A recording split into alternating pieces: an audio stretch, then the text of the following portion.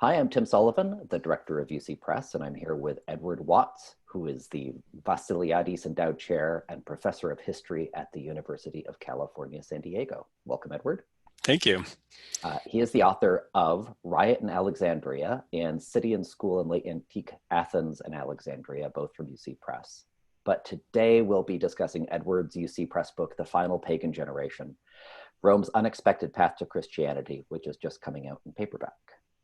The book recounts the story of the Romans born just before the Emperor Constantine converted to Christianity in 311. Is that right? Do I have the date right? 312. 312. I was very close. The 4th century included dramatic religious and political changes. Heated confrontations saw Christian establishment legislate against pagan practices. Mobs attacked pagan holy sites and temples. And by the mid-4th century, well-heeled middle-aged pagans found their world was transforming. Watts examines why this final pagan generation, born to the old ways, proved both unable to anticipate the changes that imperially sponsored Christianity produced and unwilling to resist them. So, Edward, could you just start off by telling us what motivated you to write the book? Yeah, it's an interesting situation to be a Gen X person in the United States and to understand that our generation is never going to be big enough to shift the trajectory of things in the country.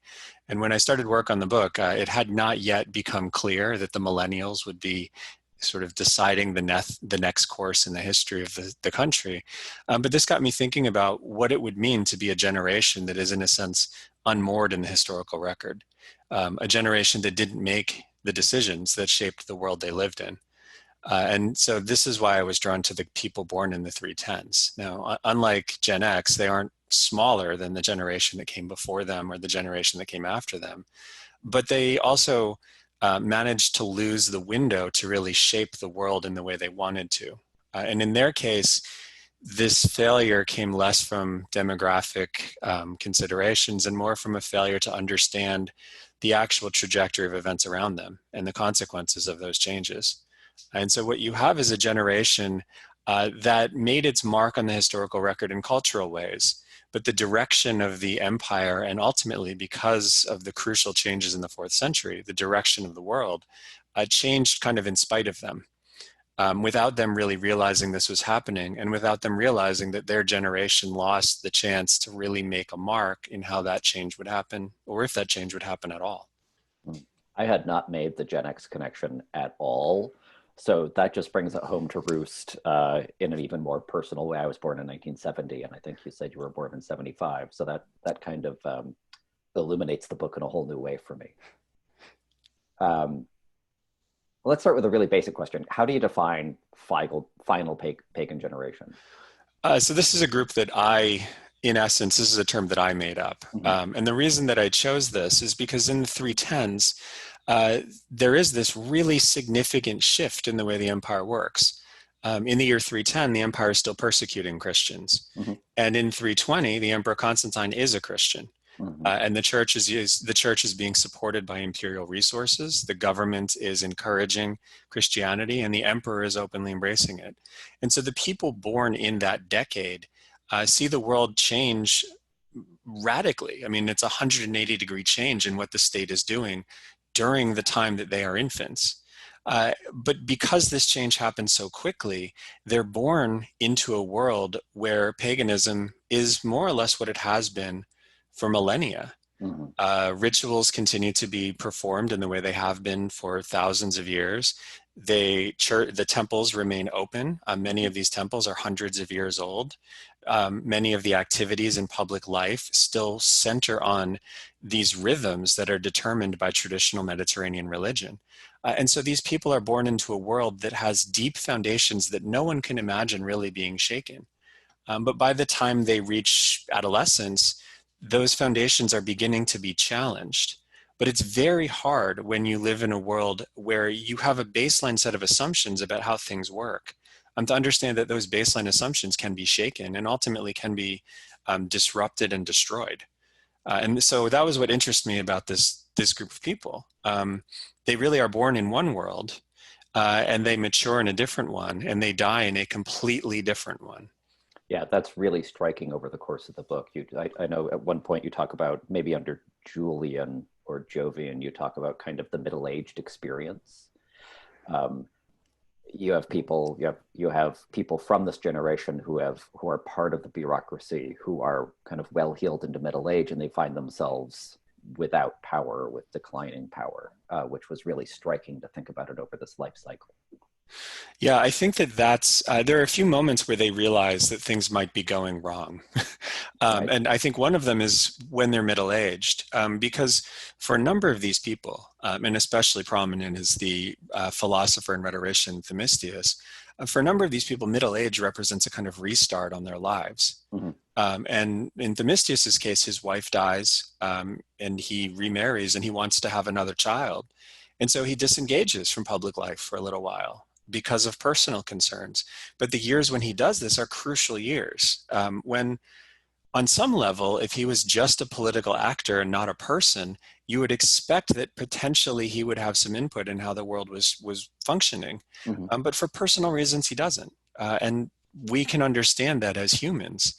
But we can see this in a particularly profound way when we start tracing the experience of all of these people when they reach middle age and like us, try to reinvent themselves and redefine what they're doing and what their life looks like. Right. And you also talk about one of the themes that seems to recur in the book is the built environment, that they are surrounded by, as you say, temples that are hundreds of years old, that the built environment of their existence still revolves around that pagan experience, and yet the social currents are carrying them in a very different direction. Yeah, and I think this is actually something that on one level, people in the United States, and probably Europe even more so, can identify with.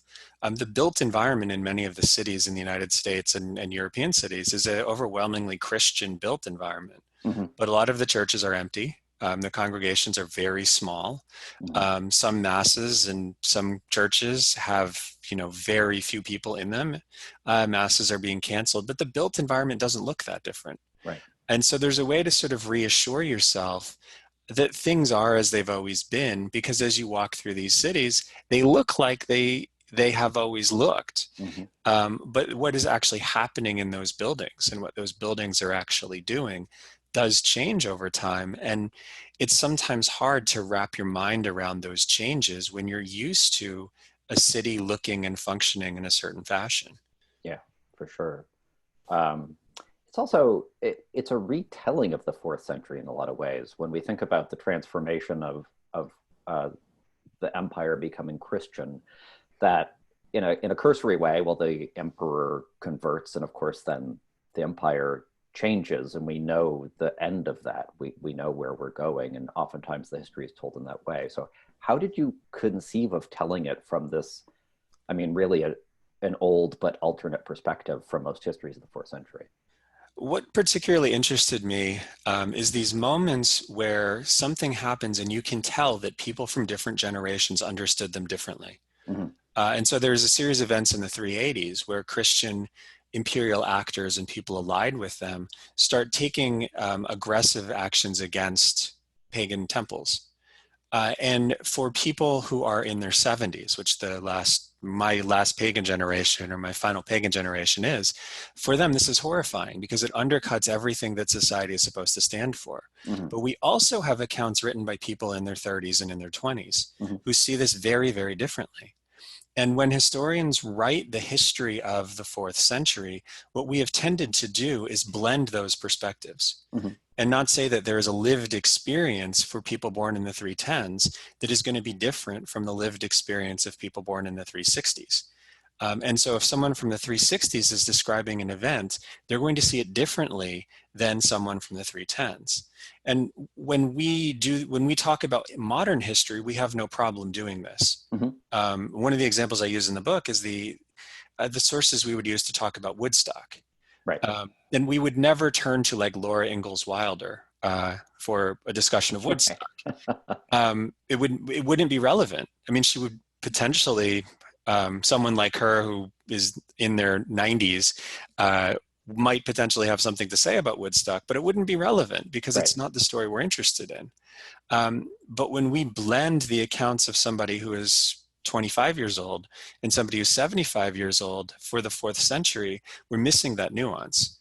We're in a sense destroying or eliminating or not acknowledging both perspectives. Mm-hmm. And this makes it hard for us to understand all of the different levels these events will resonate in society. Because it matters what a 75-year-old thinks. It also matters what a 25-year-old thinks. But if the 25-year-old is more closely aligned with the perspective of people in power, that will matter more. Right. And so was this a matter of disentangling those perspectives within the sources, or using sources in a new way, or were you uncovering new perspectives? I think one of the things that a lot of historians, even ancient historians, don't really understand is the amount of material we have for the 4th century. Mm-hmm. The 4th century is, in some ways, the last great flourishing of imperial Roman Latin literature. And so there's a huge amount of material that comes out of that environment from people like the poet Ausonius and the historian Ammianus Marcellinus.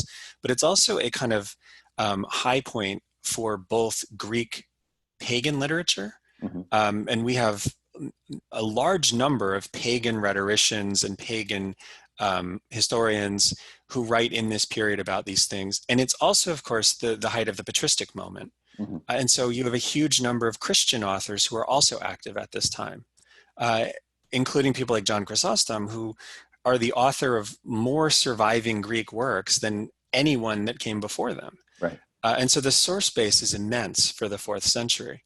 And so it isn't even necessary to sort of parse perspectives out of one source, Mm-hmm. because you have so many different sources that talk about some of these events, that you actually are able to link together a whole large number of diverse perspectives. And part of what appealed to me about the people I chose to focus on in this book is nearly all of them not only are authors, but they're authors of large corpora of material. And so you can watch them interact with the events around them over time, because you have so much material related to them and written by them. Right. So you bookend the book, so to speak, with the destruction of the temple of Serapis, I think, in Alexandria. So why, and that's the 392, Mm-hmm. so at the end of your story, and why, you've mentioned that there, like, by the 380s, there's kind of Christian mobs going after pagan institutions. Why Alexandria and why Serapis? So part of that is personal. Alexandria is a city I absolutely love. Yeah. And I think with all ancient historians, if you talk to them, they have their city. Mm-hmm. And Alexandria is one of those for me. It's really a city that I adore. And I think in antiquity, it's an incredible place. And Serapis, and the Temple of Serapis, is in many ways like the symbolic heart of the ancient city of Alexandria. Mm-hmm. It's located on the biggest hill in Alexandria. And the temple sits at the center of a large complex with all kinds of things in it. Libraries, what's left of the great library of Alexandria is housed there. Arcades, various sort of shrines and other things. And then the central temple of Serapis is, we're told, the second biggest temple in the entire Roman world, Mm-hmm. After the temple of Jupiter in the city of Rome. And so it's incredibly significant on a whole lot of levels. And when that temple is destroyed, it's destroyed in a way that is going to be shocking for pagans, because there's an outbreak of violence in the city led by pagan intellectuals who are operating out of schools that are centered on the Temple of Serapis and the library. And ultimately, the temple is so well built and the area is so separate from the city that they're able to hold out against a Christian siege. And the emperor has to bring in troops to mediate this dispute. And after the dispute is mediated, the pagans, the teachers, the students melt back into the city, and then Christians come and destroy the temple. And so what this indicates is the direct challenge and the last sort of armed challenge of this sort that pagans will mount against this encroaching Christianity. The people leading this are not the final pagan generation. These are their children, in a sense, the next generation. And when they fail, the imperial government can mediate between these groups, but it's also clear it's not going to do anything to prevent the destruction of pagan property and symbolically important pagan sites. And so that, I think, is a moment when everybody realizes where this is going. Pagans don't have the capacity to respond to Christian attacks anymore. They cannot prevent these things from happening. The government can prevent violence against people, but it has no interest in preventing violence against structures and the sorts of built environment, the sorts of elements of the built environment that can reassure pagans that the old reality is at least accessible. And so it's a moment that kind of unravels any kind of assurance that pagans might have that the structures of Roman society are going to protect their ability to interact with this world that seems to be slipping away. And that is a remarkable, as you say, this is from the 310s when this generation is born to 392 when there's the destruction of the temple, that really seems to highlight the rapidity of the change, and going from that invisible change that you talk about to this highly visible change by the end of your story. Yeah, and I think the important thing that we sometimes miss is this change unfolds gradually, but there are moments when it becomes clear what it means. And what you see with this generation is much of their life, this is not what they're thinking about. This change is happening gradually.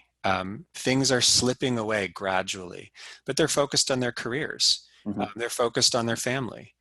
They're focused on getting more money or getting a better job or getting a better position or cultivating a good relationship with an emperor.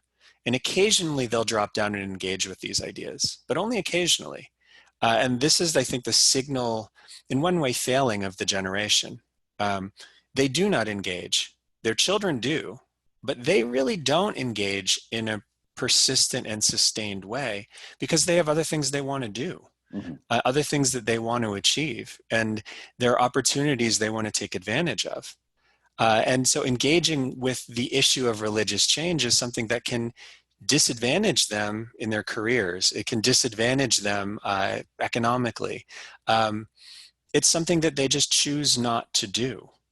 And I think that's a message that anybody can take away. It's very easy right now. I mean, we're in California during a wildfire outbreak. It's very easy right now to say we need to focus on climate change. But for how much of our life have we actually done this? We've raised families, we've gotten married, we've done our jobs. We've spent a lot of time doing other things. And so what is the story that will be told about us? And is it going to be the story that we tell about this generation? A generation that frankly didn't understand what its priorities could have been and proved unable to preserve a world that they valued because they frankly didn't have the vision to see that that world was under threat. I think you fault them for that failure of imagination, to imagine both what was coming but what could have been in its place. I think I wouldn't fault them for it, but I think we have to acknowledge it. I think a failure of imagination, especially a failure to imagine a Christian world that never existed and that didn't need to exist in that fashion, that's, I think, unfair to place that heavy a blame on them. But I think we do have to realize that in retrospect, they would have probably acknowledged that they would have made different choices if they had known where this would have gone. I think that is a terribly effective note to end the interview on. I want to thank you very much for your time, Edward. Again, the book is The Final Pagan Generation, which is now on sale in paperback wherever books are sold. I would encourage you to order from your local indie or at bookshop.org. And again, Edward, thank you so very much for joining us. I appreciate it. Thank you so much. This was wonderful.